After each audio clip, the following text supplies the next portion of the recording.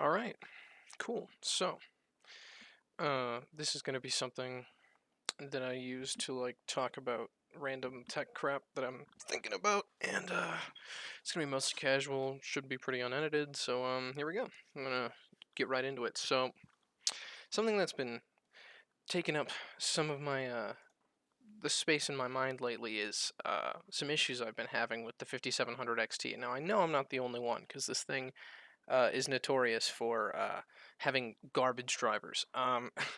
And it did have some pretty bad drivers at launch, but I kept dealing with them. I kept dealing with them. I remember watching this video, this Gamers Nexus video, September 5th of last year, and because I had seen the original launch of the blower cards, and I was like, these are garbage. I'm not gonna buy a blower card.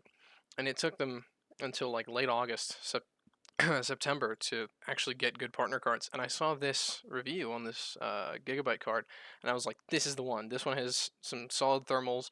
It looks great. I love Gigabyte. Let's do this.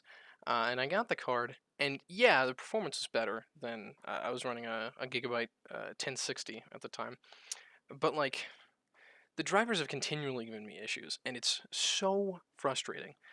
And to the point where I've had to switch it out. I have a 980 Ti laying around from a different thing, and I put it back in my system because I can't deal with the 5700 XT right now. It is so frustrating, and I don't know. It gives me a little bit of like it makes me worried for the for the RX 6000 launch because how is it going to be any better than this? Like, AMD's current drivers are still a mess with the 5000 series cards. So how are they going to clean their act up in a month, 2 months for these new cards that are supposed to be, you know, varying levels of like I've seen a lot of speculation about the performance, but let's assume that they're making something that's at least as powerful as like a 2080 Ti. How are they going to have drivers that actually make it worth that performance tier? I have no idea. So yeah, that's just been a little bit frustrating, especially because like I can't put like push like textures as high and stuff like that, and that's insignificant. Like whatever. I can run a 980 Ti. It's not a slow card, but yeah, it's just dumb that I spent $400 on this card a year ago, and it's sitting on a box right now because it's pissing me off.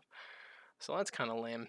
Um, Another thing that's been kind of bugging me is this recent announcement from Oculus, the Oculus Quest 2. Now, I'm the owner of a Rift S, an Oculus Rift S that I purchased last year in the summer, and it's been a similar experience to like the 5700 XT, where it's only ever given me issues, and I love it anyway. And seeing the Quest 2 announced was so frustrating because it's $100 cheaper, and it's higher resolution and higher refresh rate. Like that's pretty frustrating. Considering this thing is kind of bulky, it has so many issues with like tracking. I've lost I've lost tracking and stuff before. I think it has something to do with USB power. Like it needs powered USB ports, and my motherboard has been weird about that. But regardless, it's pretty frustrating to see a headset that's smaller, lighter, has standalone functionality, and that is a higher end headset for $100 cheaper come out a little over a year later. Like that's or more like a year and a half because it'll actually launch in like November or October or something. But it's pretty ridiculous. And the one thing that does give me a little bit of that doesn't make me feel quite as bad though is that apparently there's some issues with how the Quest works on PCs, which my entire VR library is on Steam, so I'm not all too concerned about Oculus Facebook owned titles, but apparently hooking it up to your computer is kind of a big deal, in the sense that there's like some latency because you're not actually plugging in a display cable. You're plugging in this link cable that's an outrageous $80, by the way. It's literally like a USB 3.1 cable, which is ridiculous. Um, but apparently there's some latency issues because it's not actually driving the image or something like that. And they're trying to I think with the new processor in the Quest 2, I think it says somewhere the Snapdragon XR2. I think it's called. It's not on this page. But I think they're trying to make it render the image while it's hooked up to a PC, and it's a whole thing. So I'm not too upset about it because and I've also heard some things about this high resolution 90 hertz claim. Apparently, this isn't even going to be enabled at launch. It's only going to be set to 72 hertz and the same resolution as the original Oculus Quest, which is actually pretty low, especially compared to the Rift S. I don't remember off the top of my head, but so I'm not, as if I was to buy a Quest 2, it's seeming like I'd have to wait 1, 2, 3 months to get the features I'd actually want. So I'm not too upset about the Quest 2 right now. I'll probably end up picking one up once all the features are there and I can be sure that they all work well. And if there's like negligible latency with a PC, then that's fine. But so long as there's any significant latency, I will stick with the current headset, or I'll just get a Reverb G2, which is $600. So I'm still hesitant about that. But yeah, I mean the Quest 2 seems to be a pretty interesting investment in that, like there's all these accessories. There's this like battery strap and all that. Like this seems like a pretty big thing for Facebook Oculus. Like it seems to be like their one and only headset, like kind of Facebook's Vive or Valve Index kind of product, and it's weird to see them fully stop making PC VR headsets because that's kind of like what made VR in the first place was the PC, but I guess we're going places, so that's something. Um, that's the only really important things I was thinking of talking about. I got some little goofy things that have been bugging me for a while. One thing I've been thinking about is so this is a Vega die. I'm not sure which Vega, Vega 6456. Doesn't really matter to me. They're all basically, I think, the same die with like different CUs disabled. I might be wrong. Who cares? Um, but I've been thinking about the Vega die because I think they look really cool. With the HBM and everything on the actual package, and I want a keychain of like a dead Vega die because I know that there are like display dies for different CPUs and GPUs, but for consumers, it's not like a easily obtainable product. You usually have to kind of like DIY your own thing, and I'm not about to buy a dead like Vega 56 or whatever, and then like try to desolder the core. Like no way.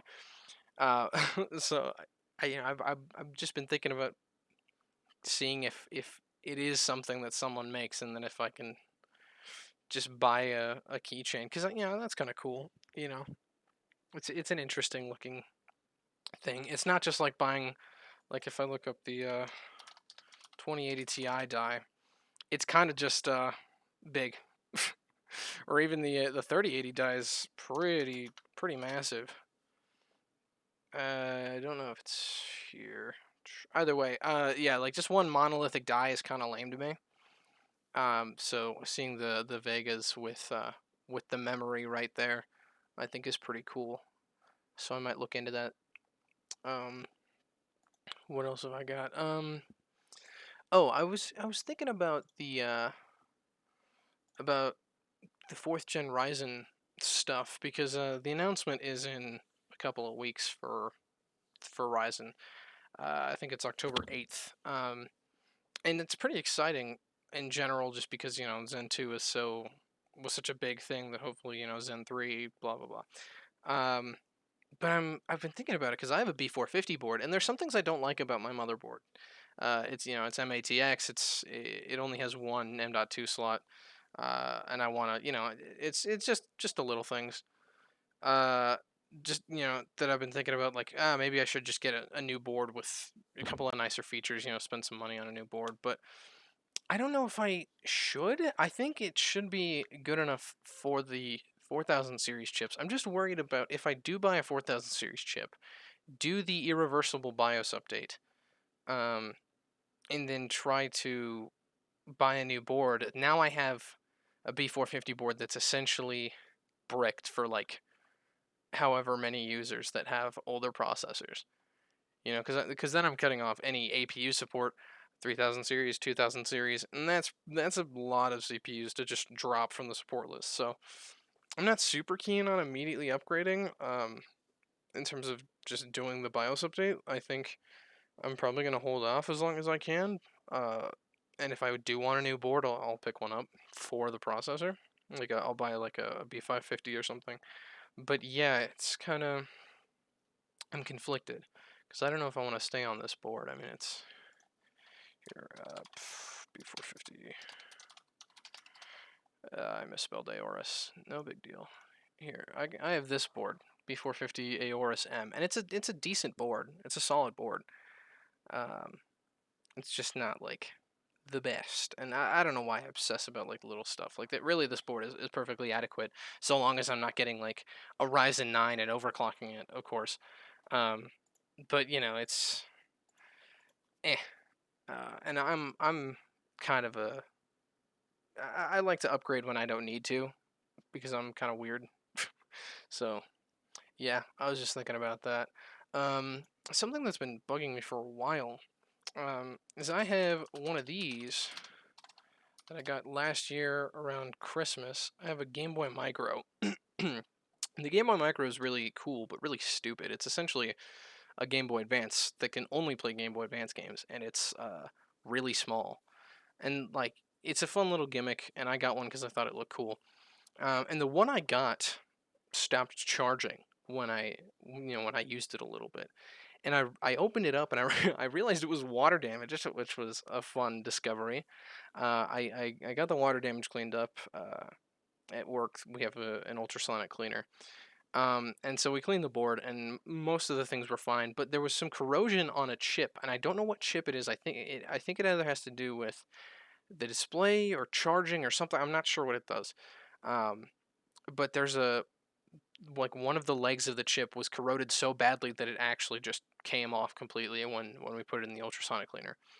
And I can't find a replacement. I have looked up the model number of this chip. I've absolutely scoured the internet for it, and I have no idea what it is or where I can find one. My only option, I think, would be to just fully buy another Game Boy Micro for like $100 on eBay, not knowing if it would even work. And then I have one chip, and then I have to pick which motherboard I want to work, which is ridiculous. Uh, so I kind of regret buying the one that I bought. I have like a pink one because I thought it looked funny. But yeah, no, it's it looks even funnier sitting in my drawer, dead because of the water damage. So that kind of sucked. Yeah, I mean, there's a couple other things I was thinking about. I got a dual Xeon like Dell motherboard the other day from work that was going to be thrown out because I think it has like a dead or broken memory channel or something like that, like on the board, like the traces for something. I didn't interact with the fix that was involved with that motherboard, but so I have a dual Xeon board that technically works to some degree, and I want to pick up some Xeons for it and actually get it working, but I need ECC memory. I need at least a Xeon to boot the thing.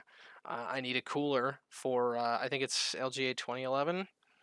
Um, and yeah, I don't know how much money I want to put into it right now, but it's kind of sitting in a corner waiting for me to put way too much money into it, and I'm excited for that. I could use it for actual server things, or I could mess around with like overclocking Xeons or something. I don't really think I can, but whatever.